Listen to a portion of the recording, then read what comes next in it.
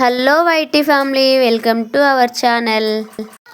ముందుగా ఒక బాండి పెట్టుకొని 2 చెంచాల ఆయిల్ వేసుకొని ఆనియన్స్ 4-5 చిన్నగా తరుక్కొని పసుపు అల్లం పేస్ట్ వేసుకొని మంచిగా పచ్చివాసన పోయేటట్టు ఫ్రై చేసుకోవాలండి. అలాగే 2-3 టమాటాలు చిన్న చిన్నగా కట్ చేసి వేసుకున్నానండి. మంచిగా గ్రేవీ లాగా కావాలనేసి ఉప్పు కారం రుచికి తగినంతగా వేసుకొని కీమా మొత్తం వేసుకొని కలుపుకున్నానండి.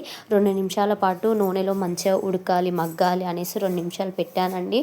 లో ఫ్లేమ్లో పెట్టి మొత్తం కలుపుకున్నాను. మళ్ళీ ఒకసారి అడుగు పెడుతుంది అనేసి కొన్ని నీళ్ళు అయితే వేసుకున్నాను. మన కీమా మొత్తం ఉడికిపోవాలి కదా, మంచిగా ఉడికితే బాగుంటుంది, మనకు కూడా డైజెషన్ మంచిగా అవుతుంది అనేసి ఉడకడానికి 4-5 నిమిషాలు మీడియం ఫ్లేమ్లో పెట్టాను. గరం మసాలా కొత్తిమీర చిన్న చిన్న కట్ చేసుకొని వేసుకున్నానండి.